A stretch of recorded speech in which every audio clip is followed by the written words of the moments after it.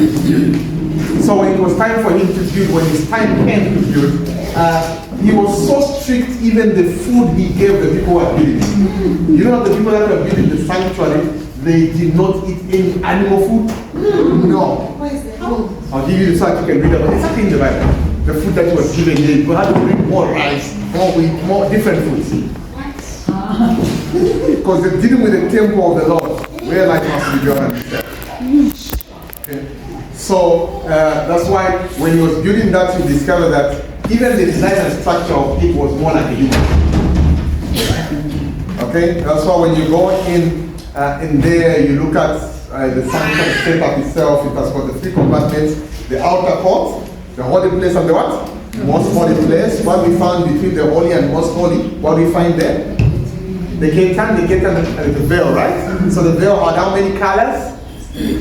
Hello, Seventh-day Adventists. This is your pillar of light to understand the sanctuary. Because the beginning from 1844, the beginning of the Adventists, this is your pillar. Okay, so there are how many colors that were on the veil? The veil was made out of how many colors? Okay, blue, which other one? Scarlet and what? Purple. The 3 colors, right? Right in between the holy place and the most holy place. These are the same colors that you find when you ask physicians, what color are your veins?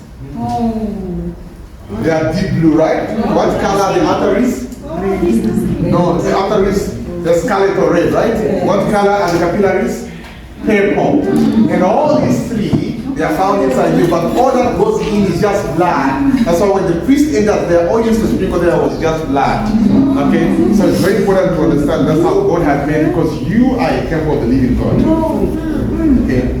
So that's why we need to go back and understand how God, when he was making this temple, the life that was happening there is what happens in our body also, in order to save man. That's why the laws of hell, their job is about purifying this blood that will give you life.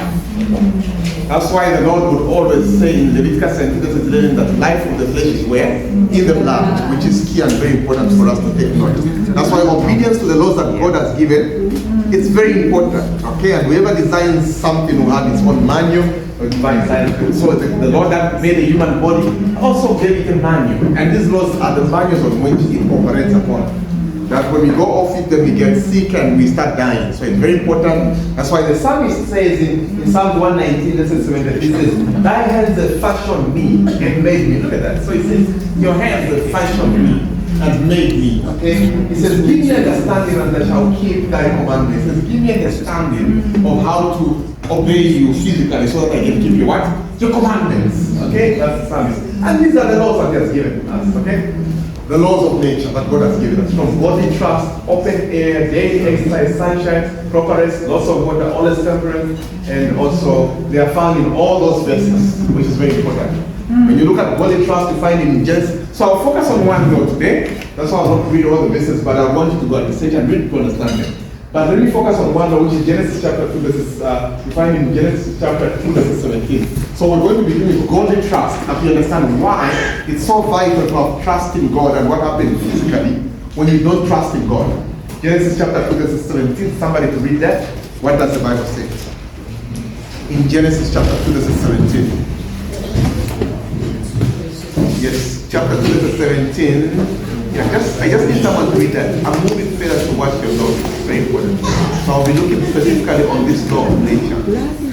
But of the tree of the knowledge of good and evil, you shall not eat. Yes. For in the day that you eat of it, you shall surely die. Yes. Thank you so much. So it says, okay, chapter 2, verse 17. Come on, Vesa. So God was talking to, this is what the pastor was teaching us in the morning, right? Yeah. He's talking about the law that was put in the Garden of Eden, that they were to trust and believe in what God had taught them. So one of the laws that Adam and Eve had broken was just not to obey what God had taught them. That's where all the trouble comes in this whole world. They failed to obey God, and sin came, and disease and suffering came about. That's why chapter 2, verse 17, a common verse that has been read, says, but of the tree of the knowledge of good and evil, thou shalt not eat of it. For in the day that thou eatest thereof, thou shalt surely what? Die. So God tells them, say, of all these you can eat, but of this tree of the knowledge of good and evil, thou shalt not eat of it. The day that you're going to eat of it, you're going to what? Surely die. That's what he told them, right? Thou shalt surely what? Die. Did they die? Yes. Okay? They died. Yes. The Lord says, in the day that you shall eat of it, thou shalt surely die. Did they die? Yes. They did that? So they eat from it. Did they die the same day? No. But the Bible says, in the day you shall eat of it, you shall surely die. That's what the Bible says. Okay, so did they die on the same day? So was the Bible lying? No. They died. Huh? Very good. So you see, okay, come with me to 2 Peter chapter 3. 2 Peter chapter 3. Does the Bible say in the day you shall eat of it, you're going to die spiritually? Okay, can somebody read for us 2 Peter chapter 3 verses 8? What does the Bible say?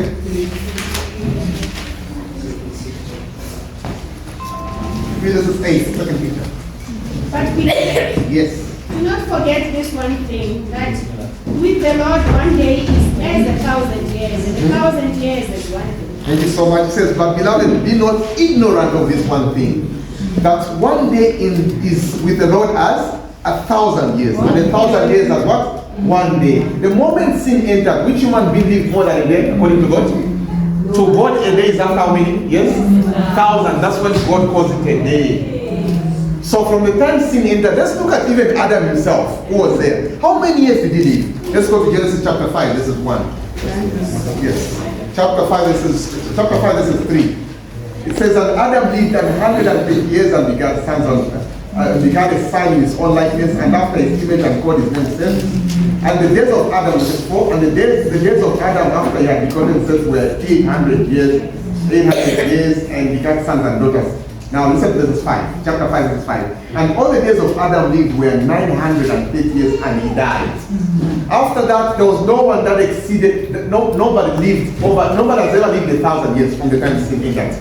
So which means, after sin entered, every one of us will die within a day. Nobody actually even makes it a day, according to the side of God. That's why he told them, in the day that you're going to eat, you shall surely what? Die. Why? Because they were disobedient to the Creator himself. Yeah. So you look at the example of the Lord, who was supposed to be living that longer, more than 1,000 years. Now God told them that the day you shall eat because of being disobedient, you make that choice, like the pastor was telling us, what happens? Death comes in and you not live. That's what happened to them. So nobody ever went. The longest ever lived person on earth was who? Methuselah. He never also went over a day according to God. That's what happened. So because of being disobedient to God, sin came in. That's why we are told here. Now I want you to just this one says, a prudent man foreseeth evil and hideth himself, but the simple pass on and are punished. Proverbs 22 verse 3. So this means when we listen to what the Lord says and we obey His laws, we are actually avoiding any challenges to come ahead of us. So be a prudent man, okay? To foresee that this is off, I cannot go to it. So you don't wait until you get into it, then it affects you, then you start getting sick, then you start dying. So just by living in obedience, you avoid certain things like that. That's how wise you become. There is this term that has been there for years, we know it, huh? Prevention is better than what? Cure. When did we start hearing about this term? What disease brought more to be heard about this term? HIV and AIDS. But for us, this was given even before HIV and AIDS was common. Okay? And God gave it to us for us to understand it a long time ago. Okay, that is found in, it's actually found in Ministry of Healing, where we are told prevention is better than cure. I'm looking for that quotation. Let me see if I can find it. What God says about it. Where is that quotation? I wanted to show you what the Lord says about it. Okay, let me find it. But what it says, the quotation says, it says, we are supposed to have knowledge of these laws for our own sake and for other people's sake, and to obey them consciously. That's what it says. It means these laws of nature, laws of life, we're supposed to learn about them and start obeying them. Now that means even if I'm a medical missionary, I'm just talking about exercise, drink water, but I'm not doing it, I'll still get sick. So I'm supposed to learn and know the importance and live obedient to them practically. That's how we're supposed to be. Okay, so we are not just to say that. Please remind me, I'll get that from you. I'll miss it, I thought it's here for you, the quotation. So then, I'm interested, remember, I'm just running to one law. That's where I'm taking you. That's because we're looking at godly trust as the law. That's the only one I'm taking you today. There are many, but I'll started to pick one, and we can't finish all of them, but maybe we'll finish as we go on. Very important, the laws of nature. Where is that? Okay, here we go. Godly trust. Okay. Supposed to be just one thing. Okay, there we go. Okay, so let's look at godly trust as a law, which they actually broke, and disease came in, and came into which we are taught from. Yes, we read about this. Chapter 2, this is 15, what's happening?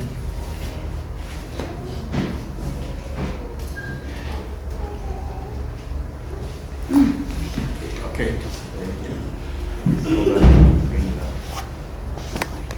Okay. Okay. So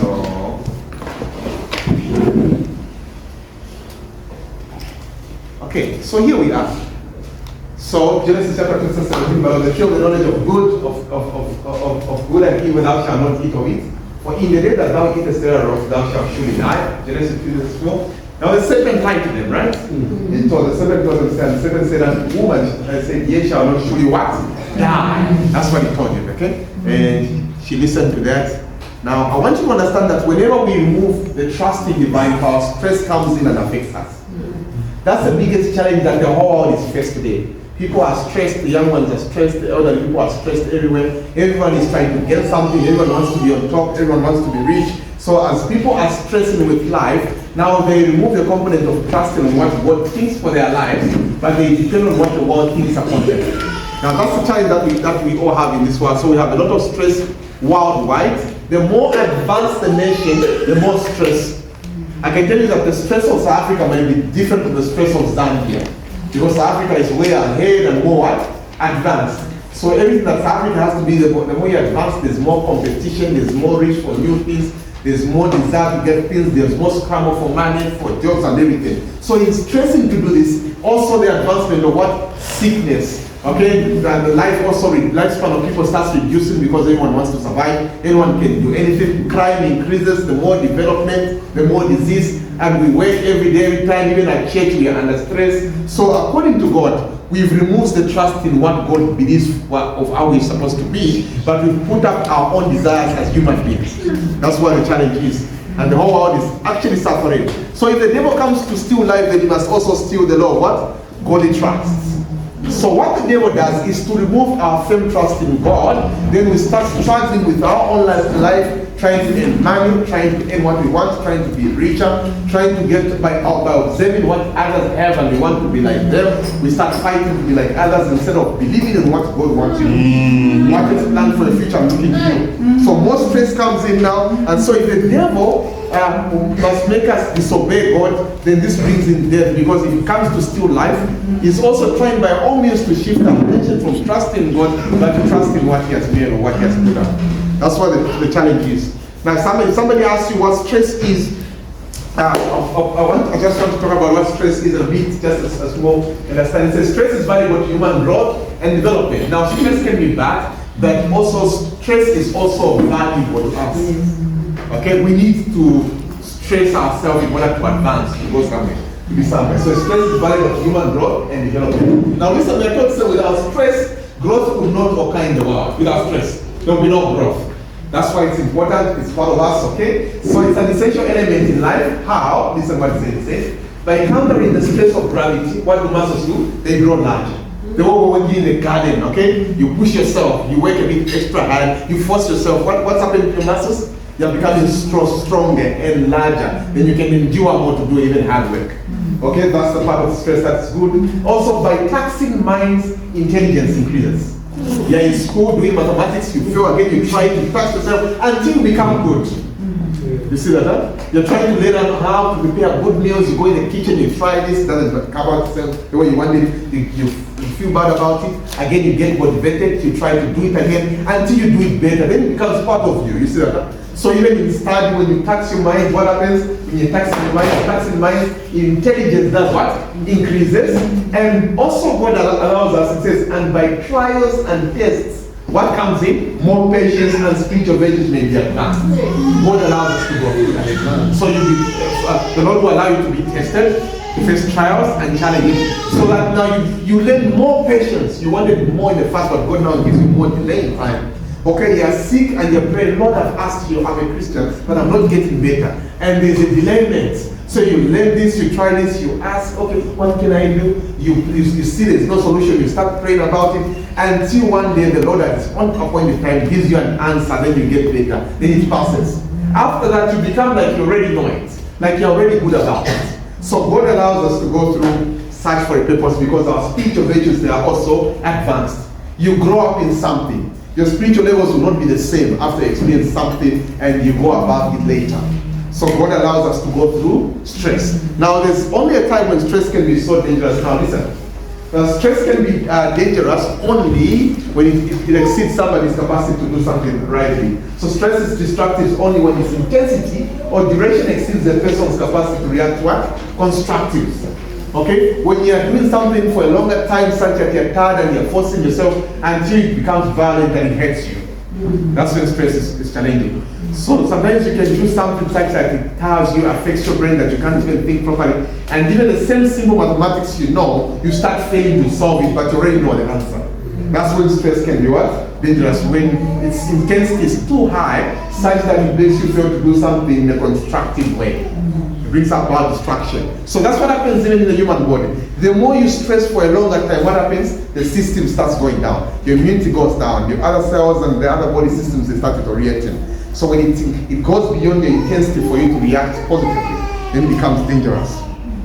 Okay, so I'm not going to go further in understanding this, because I just want to look at what stress can do to human body. Let's look at what's the physiological effect.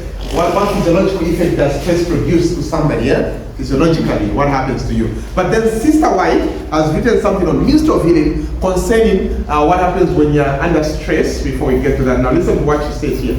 She says in Ministry of Healing, page 241, she says, the relation that exists between the mind and the body is very intimate. Now that's what Dr. Kumutsa has been teaching us.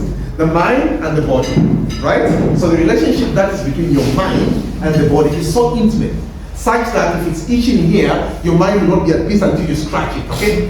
Okay? If it's itching here, also the body will task your mind to do something about it. Hence, the relation that exists between the mind and the body is very intimate. Now, when one is affected, the other one sympathizes. That's true, right? So the condition of the mind, the condition of the mind affects the health to a far greater degree than men realize. Just the mind. The more you're sick, the more you're stressed, the more you're depressed. There are so many things that comes in the moment you're going through such a state inside your body. So that's why we're being told to say the condition of the mind affects the health to a far greater degree than many realize. So there are many diseases that will come in when their mind is not okay. That's why you should be talking about mental stress or mental health. What other things come in when you are mentally affected, mentally depressed, okay, stressed. So here we are told, Sister White, so when people talk about mental health today in the world, they talk about like it's a new thing, a new disease. Sister White talked about it a long time ago. If there are people who should even know how to do with mental health, are Seventh-day Adventists. Because it was given in 1863 to us. So we're supposed to understand it even better than anyone else. Okay? Not even professionals from the world can come and teach us this, because had we taken a chance to study and know it better, nobody can exceed the knowledge that the Adventists have. Yeah, because if you go to even mental institutions, or you go to rehabs, the methods that the rehabs are using are actually failing because there's no God component in it. That's what I mean. I've worked in rehab before, and I've been helping many people with mental challenges. What lacks is what the Seventh-day Adventists have. I was dealing with a Muslim, the guy who actually, what this guy, his job is actually to transform a Quran into language from their language that they use into local language in Zambia. And this guy got depressed and he was affected, and I was in the rehab and I was helping him to get better. So how to bring in Christ for him to understand in order for him to be fine. I remember I was attending to one Indian woman who had their marriage break up with the husband, and she was crying. So when I brought in the part of forgiveness, understanding what forgiveness does, then took it out from Adventist home and the laws of nature and what was happening with her, after going through stress and depression. Then she asked me, why are we not taught about these things? She cried more and says, I wish I was taught like this, I would have not lost my marriage. That's what she was crying. Then I was saying, you see, this is what the whole world is lacking. The information that the Seventh-day Adventists, the whole world is lacking this. We may think the world has more information than us, but I'm telling you, nothing can go beyond what God has given. The whole world is crunching on what God has already given. But with us, God brought it like a ray of light direct to us. That's what He has done. So if Seventh-day Adventists and all institutions of the Seventh-day Adventists, especially the medical schools, had gone to study even mental health from what God says, we would be the best even right now. Nobody would beat us.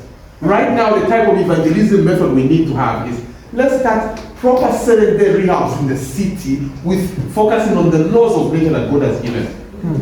You can see a lot of help that the people will get back to normal easily. And that's what God needs us to do. Anyway, that will help. So it says, now she said the condition of the mind affects the health to a far greater degree than men realize. Then she says, many of the diseases from which men suffer are a result of mental what? Depression. So many people have gotten other diseases because of what? Being depressed. Are you getting that? Okay. What else? Look at that. Grieving. Many people are grieving now, have developed hypertension, have developed diabetes mellitus because of grieving all the time. That's what you're saying. Anxiety. Look at that.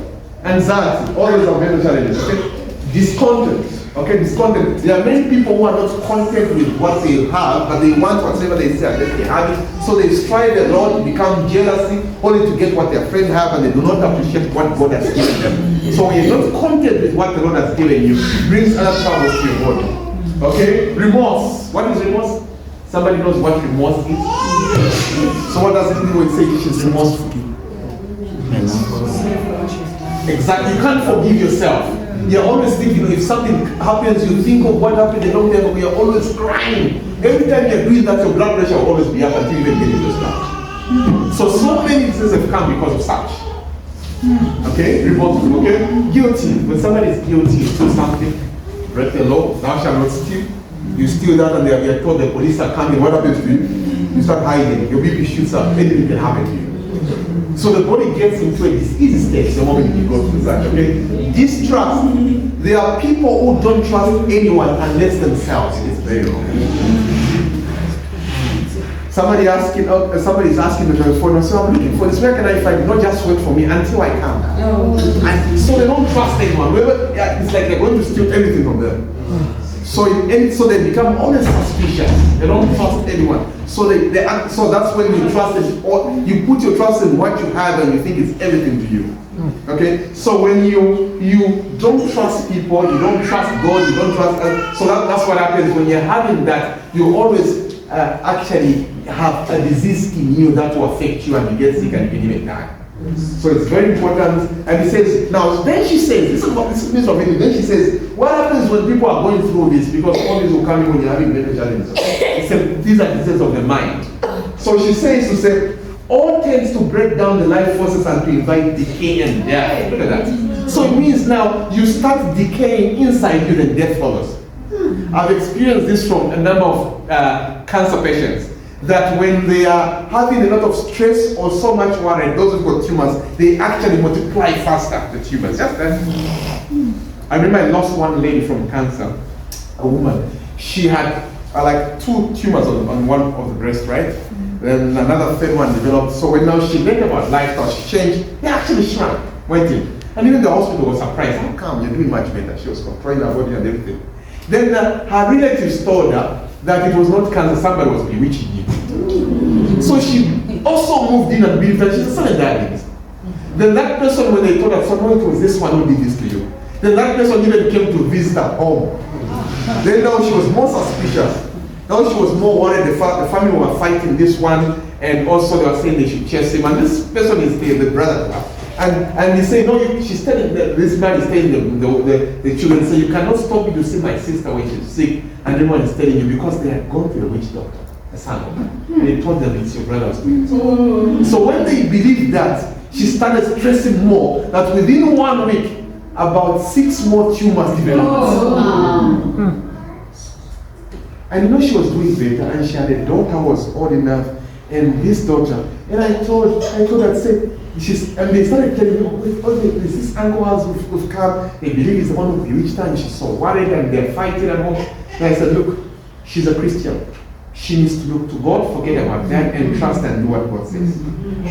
So she kept on trying to see what she can do. But later what happened was, it worsened.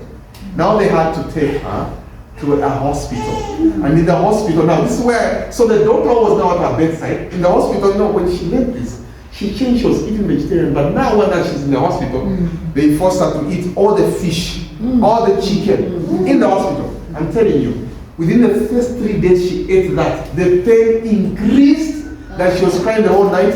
And the doctor had to call me and said, Mr. Howard, I've never seen my mother in so much pain in my life. I said, what are you giving? I said, here they're giving her all milk, the fish, the chicken. He said, but I told you, those things speed up cancer. So the mind is sick, then you feed it with what it needs. So what are you doing? And I said, right now she's in the hand of the hospital, there's nothing I can do. Then they started doing now new tests. They already knew it was cancer. Now they had to get another specimen and send it to South Africa to come and test, okay, what stage is it at? Now she has to wait we're waiting for the results from South Africa another month. Then she was sickly. Then this time the doctor just saw maggots coming from it. Now that's what she's saying. That's what she's saying. When you're having all this depression and everything, it brings in what? It breaks down the life forces and invite what? Decay. And what? Death. That's why if you are told of cancer is simply rotting inside. That's what it is. And that's what it's saying here. So, you see, if she spoke this many years ago, we need to know that God has given us everything, the blueprint, but we just need to go and start applying what He has said. Okay? And that's what stress does. Okay? Okay, allow me to look at this part here. Okay.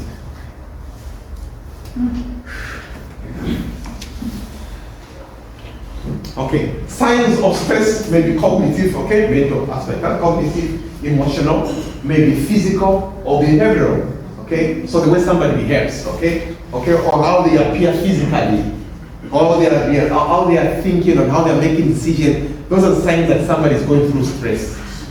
So how do we tell that? Now look at this. What will come in? Signs include poor judgments, failing to make decisions on small issues. That means you're stressed. The simple things you can't find an answer, you cannot decide or make a decision easily. It's so hard for you to do that. So that's a sign that one is under what? Stress. Okay? Those are some of the things I will tell you when one is going through stress. Okay? A general negative outlook. Somebody meets you in town, says, oh, I met her in town, but the way she was looking, she's not like the one. She didn't comb her hair, but we know her, she's never smart. What's happening with her? She's never smart, but what's happening with her? Okay? There's one doctor I know of, one neurosurgeon doctor in my country. This guy who separated the Siamese twins from Zambia, they were done, the operation was done here. So Ben Kasem traveled and got them and operated. So there's a doctor who worked with Dr. Kasem called Dr. Lambert, he's an Indian. He's known to be a very qualified and good doctor and very powerful doctor in my country. He's a neurosurgeon also. But because of working too much, he's under stress. He runs his own hospital. You meet him, you find he's going to the supermarket, he's trying to buy something. This time, this side, he puts on his shoes. This side is putting on a slipper without socks. This side is socks. And this is the doctor. And he goes and reaches at the door of the supermarket. He gets back to the car. Starts looking for the other shoe. Those are signs, general outlook, okay? Which is not okay. Signs of stress. Okay? So people will go through that. Any one of us, general negative outlook. Excessive worry is a sign of stress. When you're always worried about something, excessive when beyond the normal, it's right to worry, right? But when it's beyond the normal, sign that you're going through a lot of stress. Moodness, mood swings. You're okay, you swing on everyone, you're behaving something, you're shouting at people, you're upset with them, you're laughing just recently. Moodness, okay? Irritability, very irritable. And a small thing that you don't expect, somebody becomes very irritable about it. Okay, those are signs of stress, agitation, inability to relax. You're never in one place. When something happens, you're always moving up and down. It's like you're lost. You don't know what you want to do. You're always up and down and moving, just not in one position. That's a sign of stress, okay? Inability to relax and feeling lonely. Others will just be what? Lonely and thinks nobody cares about them. Okay? All those are signs of stress levels going up in somebody. Isolated or depressed. They feel they will have to be alone. They don't need to speak to somebody. Okay? They become more depressed. So what are some of the physical things that they would feel when you're going through stress? Number one, you have body aches and pains. Just feel the body is painful. Tired and having body aches everywhere. That's a sign of stress also, right? Others will develop diarrhea and what? Or constipation. They're wondering what's happening, but they just can't go to the toilet. 3-4 days, can't go to the toilet. Okay? Others, they'll say, but I didn't eat anything bad, but they develop diarrhea. That's a sign of stress. Okay? So others will have that. Nausea. Others will just feel like no appetite and feel like vomiting every time. Sign of stress. Dizziness. With women, mostly they'll feel like, okay, when they're going through stress, others, their BP will even go very low. They see they try to stand up, blackouts, and feel like the world is like turning upside down until they see the spectrum. Others, when they go through stress, they experience that. Okay, so they have dizziness, chest pains, so common, eh? Chest pains. Okay, so when one is going through, you ask them how they're walking up, they'll say, I've developed chest pains. Maybe they slept with something in their night, they receive side news, but they wake up with what? Chest pains. Signs of stress also. Rapid heartbeat, where you just feel heart palpitation, the heart racing beyond the normal. Okay. What happens when other people are stressed? Eating too much or not enough. Others, when they're under stress, they eat more than enough, eat too much. Others, they have no appetite, just eat a bit and they stop. So it all takes us at different levels. Others will eat too much, others they will not even have appetite to eat, right? Then also sleeping too much or not enough. That's why others they'll just develop insomnia when they are going through stress. Sleep disappears.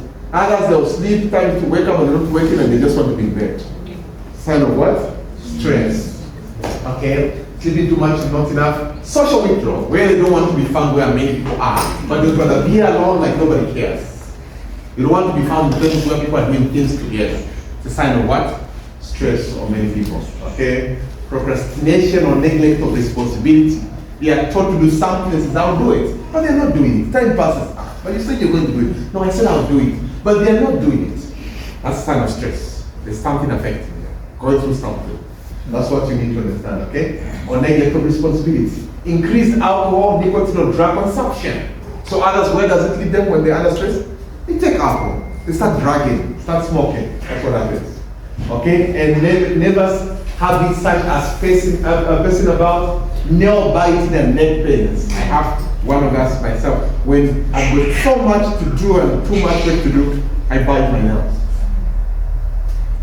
So then now I'm trying to find a way to do something, to manage something when it's too much on my side or my plate. So sometimes I end up biting my nails. Yes, so it's a sign that I'm going through stress, okay? Others will wake up with neck pains, signs of stress in different people, right? So all those are signs of stress. I know this is not visible, but I'll read for you. Just certain things that happen. Effects of stress. Look at the brain and nerves. What happens when you're having stress to your brain and nerves, okay? You're going to have headaches, feeling of despair, lack of energy, you feel so weak, sadness, nervousness, anger, irritability, increased or decreased eating, trouble in concentration, memory problem. You're looking for a comb but it's in your hair, looking for a phone but it's in your hand. You can't see it, okay? Trouble is sleeping, mental health problems such as panic attacks, anxiety, disorders, and depression. So that's what happens to your brain under what? Stress and the nervous system. What about the skin? Okay, the skin, acne and skin problems. So others, when they're under stress, they'll just develop pimples. Rash will come out under stress. Okay. What happens to your muscles and joints when you're under stress? Okay. Muscle extension, especially in the neck, shoulder, back, increased risk of reduced bone density. With the elderly ones, they actually lose bone calcium and they have pain in the bones, pain in the joints. That's what happens to your muscles and joints, and pain in the tendons in their muscles, shoulder backs, neck pains. That will come in. That's what happens when you're under stress to your muscles and joints. What about your heart? When you're going through stress, there are heart palpitations, fast heart rate, heartbeats. So the rise in blood pressure also, increased risk of high cholesterol and heart attacks will come in. One can have cholesterol buildup, one can easily have a heart attack when they're going through stress. That's why stress is not a good thing. Okay? What happens to your stomach? Nausea, stomach pain. Others, when they're under stress, those who've already got gases, acidity will build up. Those who've got ulcers, pain will start immediately. Okay, that's what happens to many of them. So nausea, stomach pain, heartburns. Then others, their weight increases when they're under stress. the body cannot digest, so it stores everything you eat and stores it as fat, so they pick up in weight easily under stress. So that's very important, that stress can also lead others to weight gain. Okay, what happens to your pancreas? Risk of getting diabetes. Under stress, you actually produce more cortisol hormones that can actually damage the pancreas, and the beta cells shut down, you stop working, and diabetes comes in. So it's very important that you get to know that when you're under stress, the body is making very toxic hormones that can affect the other glands and organs in your body. Okay, that's why it's important to run to the Lord, to run away from that. What happens to the reproduction system or the intestines? Some people develop diarrhea, constipation, and other digestive disorders, right? What about the reproduction system? For women, irregular or more painful periods, that's what will come. Under stress, irregular periods, very painful, will come in, okay? And also reduced sexual desire for those who are married, that will be the challenge that we face. For men, they become impotent. Okay, lower sperm production and reduced sexual desire also in men. That's what happens under stress. Okay, the immune system is lower, the ability to fight or recover from illness. So you become sickly, you're not healing faster every time you develop flu, and it's not going when you're going through stress. So it's very important, that's why we need to avoid stress. Okay, let's look at what has been written about the mind, how the mind will affect the body. Okay, so once the mind is worried, your heart rate will increase and the breathing rate will also change. The blood vessels will constrict, then BP will start shooting up. That's what happens for men. Then blood fat is also what? Increased when your mind is worried. Okay? In your body. Certain hormones that the body produces when you're worried, the mind is worried, is actually fatty and highly acidic. That's what happens to you. Also, the immune system will be weakened, digestion will stop moving properly, and what happens now, the body cannot move toxins, and more nutrients will be used up by the acidity, and others will just lose weight and weight when the mind is affected that day. Okay, and less waste removed from the body. So you find that now more toxins build up in the body. So it's important that stress be avoided. So what do we lose mostly when we are going through stress? We are actually losing more lower potassium and calcium. Somebody knows what potassium is for in the body? So potassium, that's what the body uses to help in the vasodilation for blood pressure control. Okay, so when you take, that's why when you're under stress, it cannot do that and your BP starts shooting up. Loss of calcium. Under stress, what's calcium for in the body? Yeah, that's a common Seventh-day Adventist answer. Any other answer apart from that? So if you ask them, where do we get calcium? Spinach, okay? At least this is now not like Adventist. Because that means there's a glass of milk, that's what. Okay, greens, that damn rich greens. Give us a lot of that. Just spinach. Yeah, they give you a lot of calcium. So now you see calcium, we lose it when we're under stress.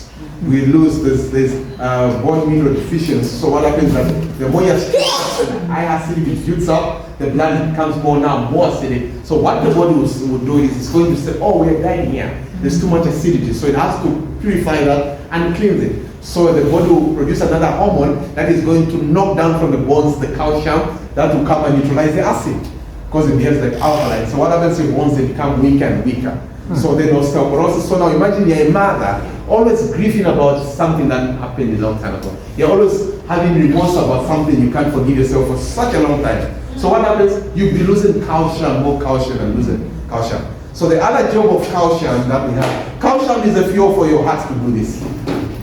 Calcium. For the electrolytes of the brain, it's calcium. For the muscles, for my muscles to move, constrict and relax, they use calcium as fuel. So it's very important that you cannot afford to keep on losing calcium. So you should ask the old mothers that when they're reaching menopause and the body becomes more acidic and they're becoming more, they're reaching menopause, they'll have those experiences that tells them that the calcium is less when they're sleeping. They feel like the muscles are pulling on their own. The body heats and gets back to normal, it heats up and gets back to normal. So they would experience that mostly all the mothers. Okay, that's when they're reaching, especially the menopause stage. Okay, so that means they're losing calcium even more faster that particular time. That's why they need to eat more food that will give them more calcium that particular time to avoid that. So what happens when you're going through stress? So we have the adrenal glands right on top of the kidneys. There are two glands called adrenal glands on top of the kidneys. So they produce hormones and keep joint healthy. Okay, healthy. Okay. Then stress causes dysfunction in the adrenal glands. So these glands, they stop functioning normally. So stress causes the release of cortisol, a hormone from the adrenal gland that inhibits insulin. So look at that. So it's produced from the adrenal glands, cortisol hormone. I remember with Dr. Musa, we had one patient who came and had this big health expo in Eldoret, town in East Africa. Then this girl comes. So she was a young girl and quite thin, and I'm checking her blood pressure. It was too high. It was 200 plus over 100. I'm saying, why? Why is your blood pressure this high? And her eyes were so red, and she's doing this with a terrible headache. I said, why? So I called her apart from the normal general screening. I said, I wanted to meet her. So I asked her why. Then you know what she does? She takes out a newspaper where she's been applying to go for an operation in India because she had a tumor right on top of the adrenal gland of the kidney, and because that growth of the tumor was making it produce more stress hormone that was making BP shoot every time. So then I'm thinking with Musa, say, what do we do with this girl? He says, okay, let's do a poultice on that gland. So what we do is, now she was fundraising. She went to the paper asking for money to go to India. So we got onion and garlic, grated it and put it on a white cloth and patched on her for 20 minutes and moved it and says put charcoal after that. Then we started controlling her BP with eggplant water and garlic and onion, drinking it. Then after that, it started just going down somewhere. That means the growth was simply going down to the gland. So it stops overproducing cortisol hormone that was making the BP shoot. Yeah. So she was saying, now I feel much better. So I told her to be coming every day to check her BP. When she was doing that, we gave her a plan. Her blood pressure started going down, and she was saying, this is amazing. No headache like the one I was feeling, because she stopped sleeping. You know, when BP is high, it brings a terrible headache. So it stopped shooting at that particular time. So remember that now those hormones can also cause shutting down your insulin production and become diabetic. That's why stress is bad. Never stress by looking at your friends, what they have online on the phone, and you think you're behind and you don't have this. Then you start stressing. Stress is challenging, it's dangerous for you. Okay? So don't be too fast with life. Wait upon the Lord and keep on working hard. The Lord will provide. But when you want to be like your friends, you see them online on things that you don't know where they're coming from, you don't know where they got it, you don't even know whether that is, but you just become sick, you feel like there's nothing you're doing in life. Keep on trusting in the Lord and do what the Lord expects you to do. And know that, especially the youth, that we all begin life at different levels. You can be from school at the same time. This one will just end up the general manager somewhere, and you're still struggling. So if you want to move up their pace, you don't know their life, what they have done, what they've been through. You don't know their connection behind them. But you have the hand of God with you by asking Him what He has prepared for your life. And God will give you the best. So that's very important. So please avoid stressing. Some of your friends of you gets a new phone and you don't have it. You do anything until you get it tomorrow also. You don't need to stress like that. That's useless to think like that, okay? So because God has given us our own time. But look, the principle of God is one. You work hard, the Lord will provide by trusting in Him. That's still the principle of God. Okay, but our generation wants to reap what we've not even sown, which is dangerous. Emotional stress and instability. So what happens in your body when you're going through emotional stress? Well, how does the body get this step? Look at this. It can cause practically any disease, including arthritis. Look at that. Arthritis will come in, inflammation of the joints, uric acid building up. Ulcers will come in. Once you have emotional stress, you're upset because they didn't give you money and you stop talking to everyone at home and you think you're clever. Then later your stomach starts paining. That's what happens to you. Production of acid that burns you and causes wounds in you. Okay? Ulcers, cancer will actually be sped up if you're going through stress. Okay? High and low blood pressure. Either your BP can start going high or more lower. You can get constipated. Asthma, those who are asthmatic, they actually lock up and can't breathe. The training I'm coming from in Zambia had one lady in my training who's actually studying to become a neurosurgeon doctor. So you know, this mindset in Ireland is where we think like, no, medical missionary work is for people who are not busy. Me, I'm going to the university. So she comes to this training. The mother says, no, please go there at least and learn something. After all, you're going to become a doctor. So she ends up in this class. Then I'm looking at her, and she's seated, she's always, then I tell her, you're not yourself today. What's happening? She says, no, I'm allergic to so many things. I react to so many things. I said, okay, fine, what do you eat? She tells me she's a lover of cow's milk. She drinks milk like every day is part of her food. Cow's milk. Then that day, so now I'm outside during lunch hour after the training. I just received a call saying, we want you, this girl has actually fainted inside. So I get there, I find this girl, she's asthmatic and she's wheezing, totally she's not responding. So where we're having our training, it's at Central STHH, and we also have a clinic, normal medical clinic there, facility, and busy, there are Indians and whites coming there for the clinic. So I listened to her wheezing and said, I get the phone and call them and says, is this girl asthmatic? She says, yes. Okay, so that she uses an inhaler, and the mother says, yes, she should carry well. I said, but you didn't tell me that she's going to be. So I said, okay, fine. So they run to the clinic to go and get the nurses there, and everyone is busy there, including the doctor. They're saying, no, I'm busy, why don't you bring her here? And she's not responding, she's gone. I said, okay, fine, I need you there, it's an emergency. So they tell them that we need them because it's an emergency scale. With someone who's asthmatic. So they give us a security guard and a wheelchair that bring her right here. We're in some premises where the clinic is. I said, so I get there. So as now they are waiting there, the wheelchair is outside there. I said, okay, fine. So I make my turn, I go into the conference hall because the conference box is there. So I go there and I borrow an electric kettle. Give me an electric kettle. I put hot water there and just start it, and it heats up quickly. Then I get the towels that I was using, put them in a bucket, put in the towel, then I start doing fomentation for chest. So I do 1, 2, 3 rounds. She's wheezing, she's not responding. Then after that, when doing the fourth one and sitting on the wheelchair now, then she starts coughing out mucus and she's back to life. I said, okay, fine. Then the mother arrives now because we called her. She says, no, let me rush her to the hospital immediately. So as they are rushing at the hospital in the car, they arrived there, they found a big line at the hospital. Then the woman who went with her is actually a professor from here in South Africa. Who was also in my class, a professor in law. And then she asked the nurses, do you have hot water? I said, yes, give us more. So she keeps on doing the fermentation, the towel. And the nurses are watching the hospital. What are you doing? She says, no, when we put this, the mucus will actually melt. Because she saw what happened, that she just started breathing. So the professor was saying, I need to keep on doing this here at the hospital. So she keeps on doing that. And the nurses said, what does that do? Then they see this girl coming back to life. And they find a line and he says, no, mommy, we can go home. I don't know what to do, much with. And they get back home. And then she learned the lesson that she needs. So now, when we were checking for her inhaler in the bag when she fainted, you know what we found? She had been eating a packet of cheese. Wow. Cheese. And that's why she was eating cheese. Do you know what cheese can do to us? How much stress it brings inside the body's cheese? It can make all those hormones come in and cause trouble with the asthmatic brain. And cheese is not food for selling diabetes. Do you not eat cheese? Because cheese, go to the factory and see how they make it. They rot all the eggs and milk and put it, the more rotten the cheese, the more expensive. They always have holes in it, and the holes, the wind, when it's rotten, that goes through. That's what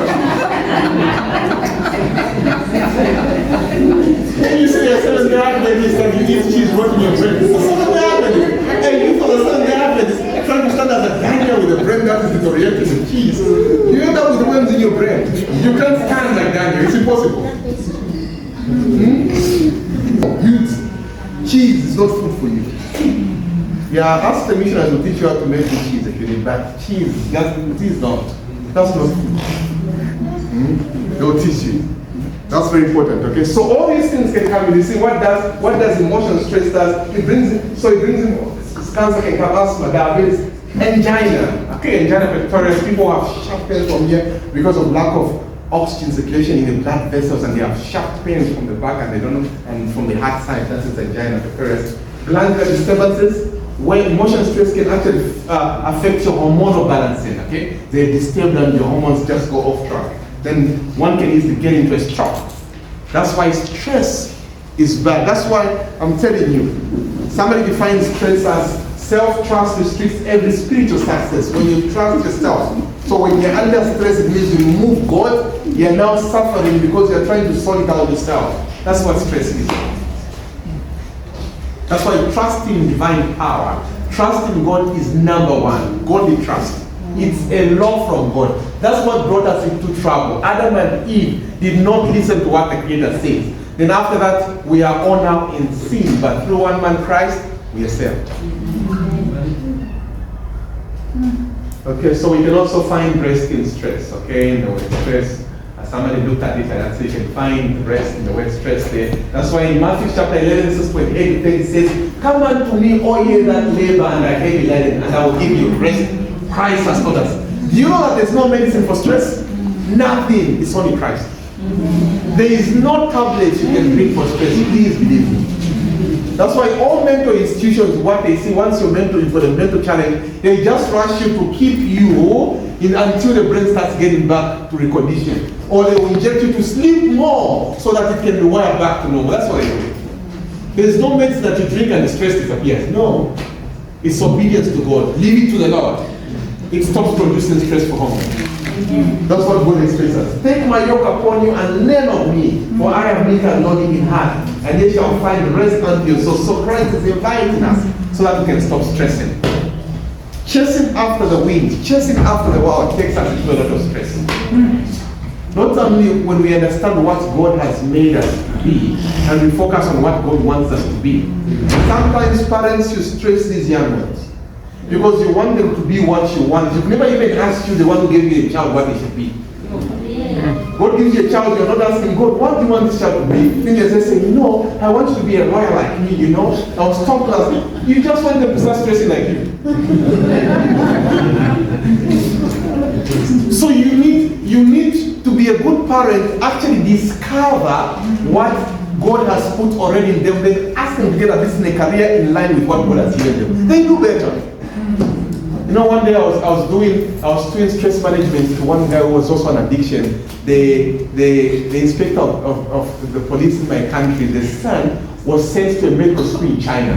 So he goes to a medical school with a young sister because their father had so much money. And you know, when they came to look for me, because I was attending to the inspector of general police from Malawi, who had a stroke, so he was his friend from the one in Zambia. So he brought him in Zambia to be treated. So he was living at the place of general police of Zambia. So they invited, somebody told them about me. Actually, the lawyer went to see them, and now the lawyer recommended me to go and see the one with the stroke. So I get there. So I found their son was sent to school in China, and he's studying to become a doctor, and he's in that house. So I look at this guy, I look at his arms, I discover this guy is a drug addict, and the parents don't know.